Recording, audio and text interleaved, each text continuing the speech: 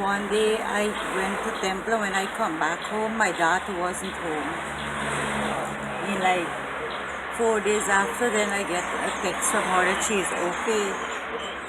And I keep calling the number, and then this guy answer me at one time and say how she is with him. And I asked him who is he, and he said he's a friend. And I keep questioning him where he from and all of that. And then he was like, he from Eccles up Georgetown. And then I said, well, how did she know you? Because she never went up there. And he said that they know each other from Facebook and they're good friends. And that was it. And then he came home with her one day, and I was upset, and I started to abuse him out and all of that. And he didn't leave. He said he would stick with her. And from since then, I took her to the police, and they talked to her and they threatened her that the next time she did that, they're gonna lock her up. And she just stayed with him from then, and he keep taking her from here to there and everywhere. He wasn't settling with her, and then she falls sick, and I get scared after she was sick because she was in Eccles with him. So I was just praying to God that one day she would have come home. Until the day she texted me and said, well, Mommy, I want to come back home. Are you going to give me the downstairs to say? I said, well, that would be okay. I'm so happy to hear that.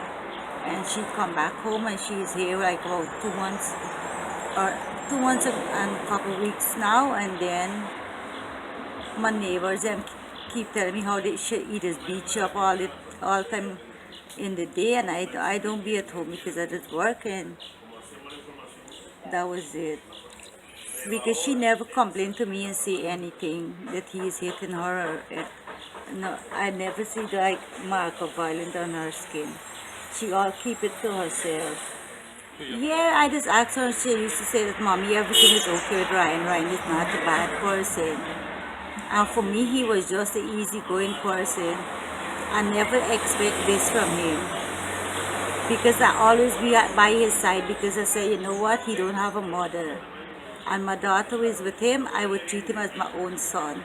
I never had anything against him.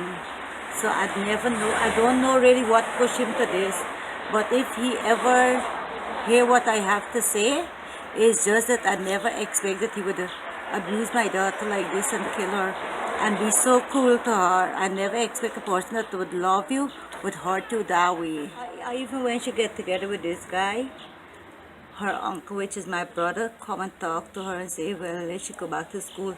He would take care of her, and he would like support her in every way that she wants. And she keeps saying no, that how she want to live her life. She gonna live her life with this guy. Because her father side family, they like kind of suicidal, because I was scared that, she would want to do that too.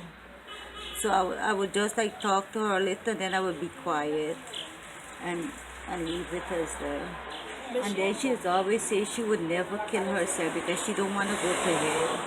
That she's not gonna, she have her mother and her two brothers to live for.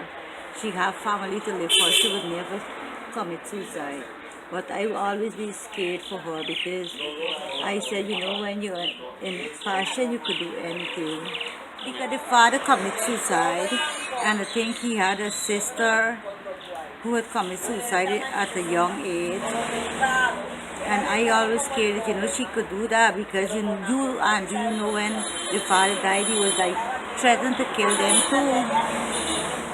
So, I know she had that in her head, but they could think, it was so easy for them to do it to themselves too.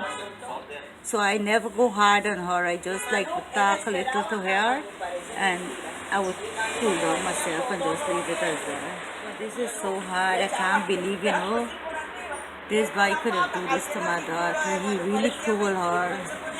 He really did, because I think he suffocated her with the pillow, which is up there, and then he slashed her throat, because we come and reach a pillow in her face.